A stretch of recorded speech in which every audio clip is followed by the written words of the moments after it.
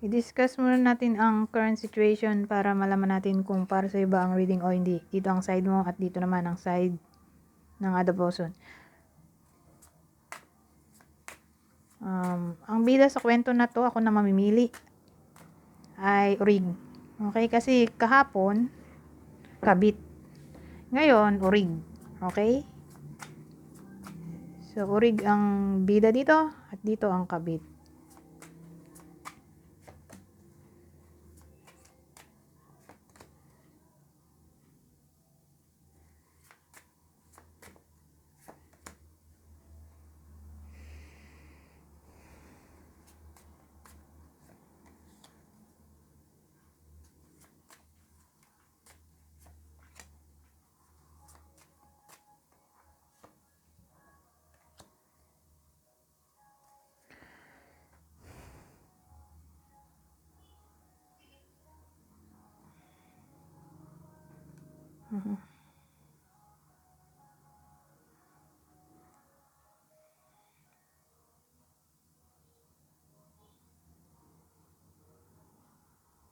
So, isin ko lang sandali. Kasi gagawin ko tong thumbnail.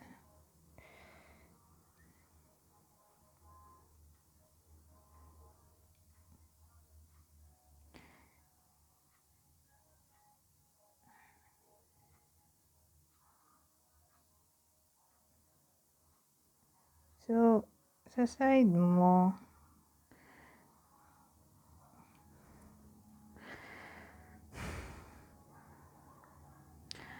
may dark-haired man tayo.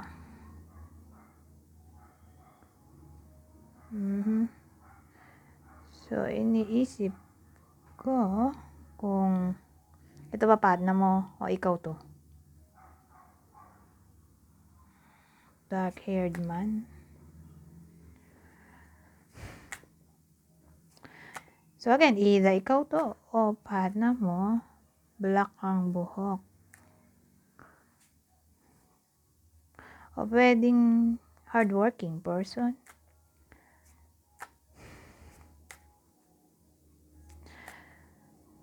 Pero urig to. Urig na side. Well, may impediment tayo. So, more like may problem kayo at soldier. So, inisip ko, magkaaway kayo ngayon.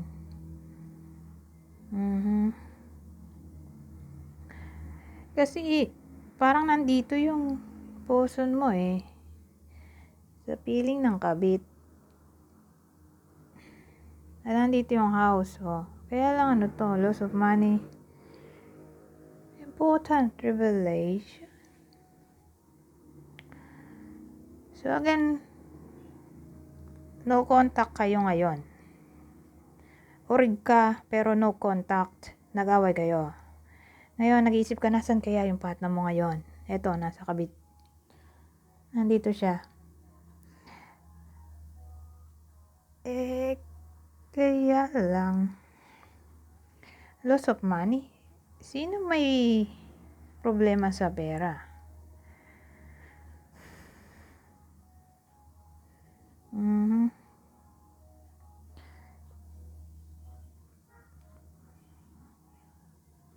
Siguro sinabi ng partner mo dito sa other person na may financial issue siya. Kasi ano eh, important revelation. So, may sinabi siya na importante sa kanya. So, siguro wala siyang pera o may financial issue nga.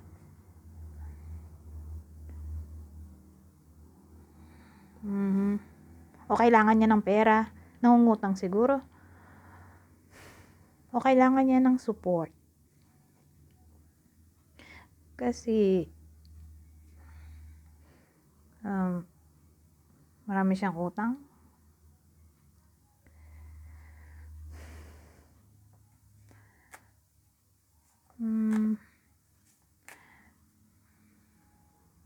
O baka yun ang pinagawayan nyo. Pwede rin ganun. Kakulangan sa pera. So, Kasi nandito siya. Tapos loss of money. Tapos ito, nagkukwento to dito.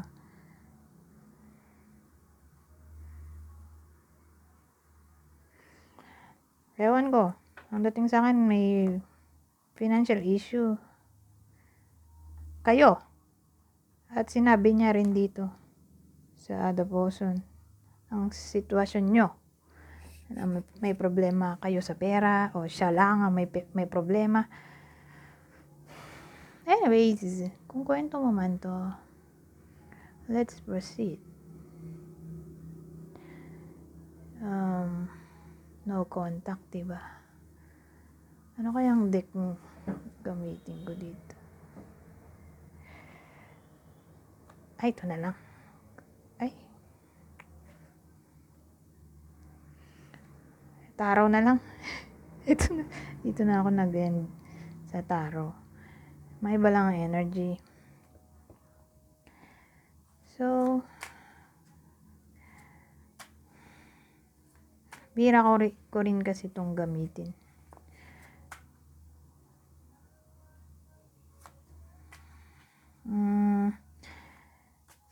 Sila pala bida dito.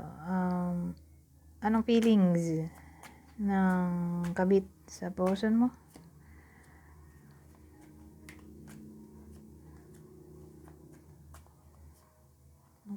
Dumalwa pa to.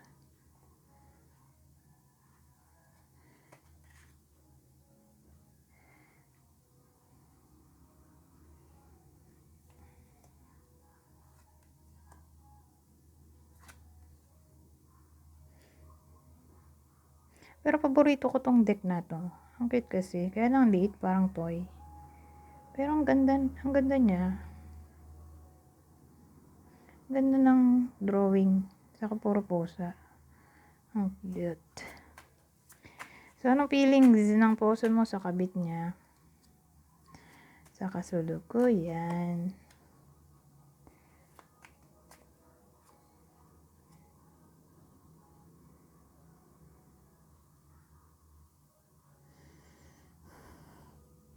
So, punta tayo sa'yo. Ayan. Nakalimutan ko palang i-autofocus. So, at least ngayon malinaw na sa side mo. Ay, sa side ng taas. Okay?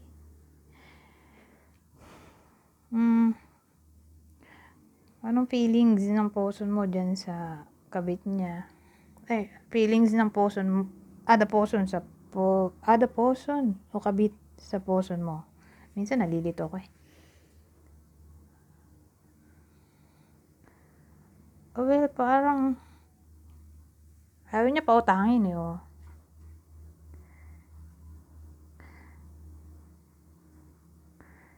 Six of Wands. Tapos, eto, the Tower. So, sabihin natin, nangungutang nga. O, sinabi niya sa kabit niya na may financial issue siya. Ang dating, wala ring maibigay o mapautang yung kabit.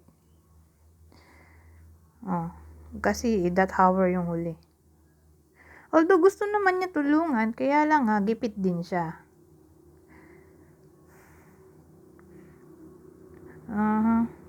Kasi yun yung pera, oh. So, yan yung money, di ba? Prosperity. So, yan yung inaabangan ng person mo. Ten of Swords. Di wala. Walang maibigay. Yung Six of Wands, although gusto naman niya na tumulong yung kabit sa person mo. Kaya lang at that hour yung uli. So, may pinagdaraanan din na unos problema yung the person. Wala siyang mabigay. Ngayon,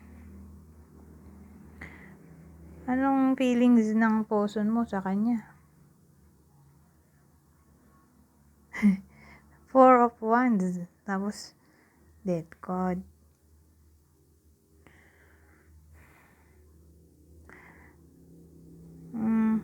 Masaya siya. Kaya lang, parang nag-end.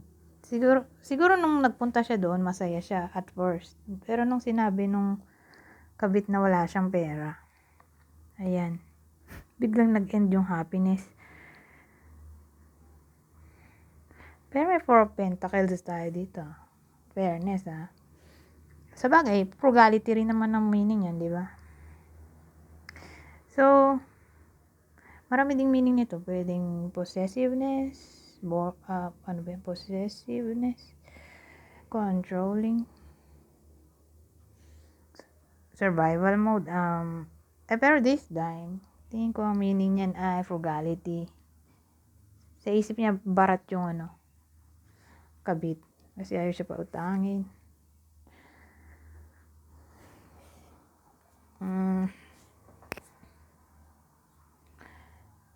Ngayon, tatanong ko dito.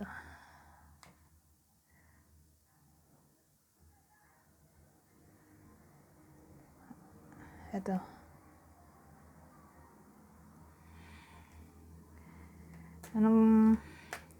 Ito, sa side mo na to. Extra message para sa iyo.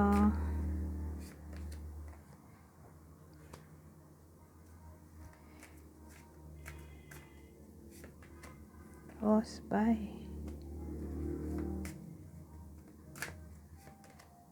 No.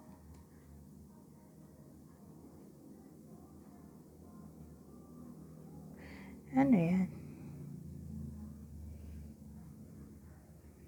So, ang dating sa akin, may kailangan ka raw i-pay attention. Kasi sabi, caution.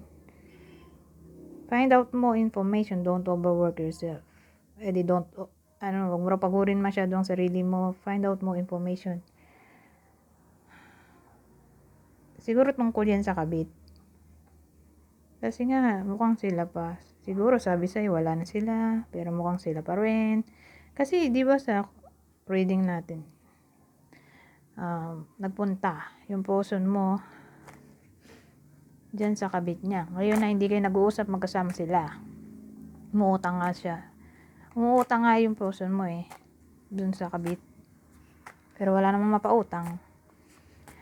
So, may nag-i-spy dito. Someone's got the eye on you. You are doing your research. More like, may nag-i-spy sa'yo. So, sino kaya to?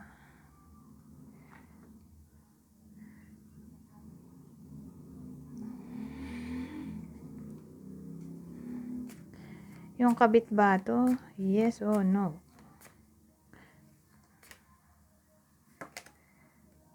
Oo, yes kasi. No yung taas. Dito ang yes. Reverse to. Ay, upright pala to. Ang upright ang yes. Ang reverse ang no. Okay? Upright. Di yes. Ang nag-i-spy sa'yo ay yung kabit. Ano tong no?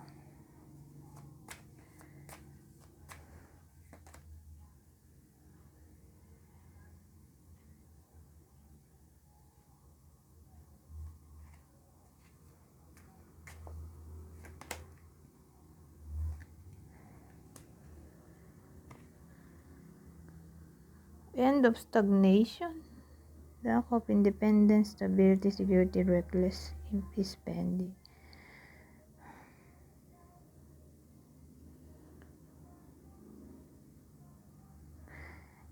Di yung no, lahat yan magiging upright. So, hindi ka na magre-regret. Makukuha mo tong financial stability kung yan ang problema nyo ng partner mo. Ewan ko, mag-gain ka ng money o wealth, abundance dito, o mag-pay off ang hard work. Sabi, collecting on investments, thriving business.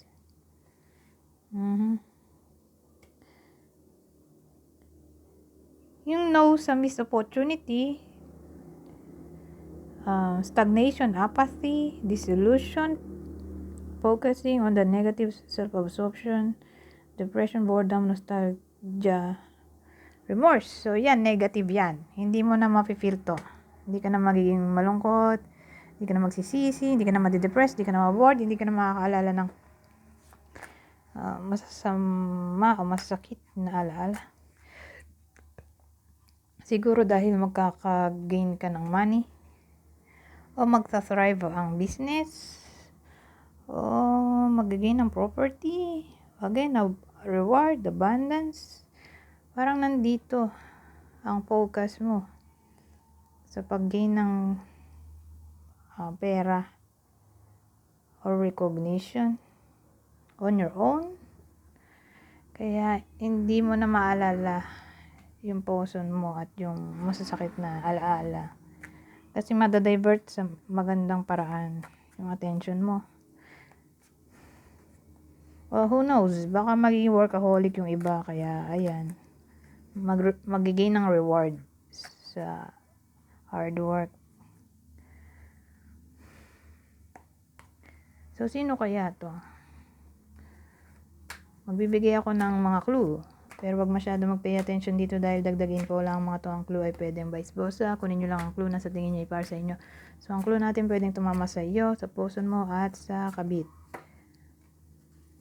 Saturn, Capricorn, Aquarius, Gemini, Pisces, lahat ng water signs, Cancer, Scorpio, Pisces.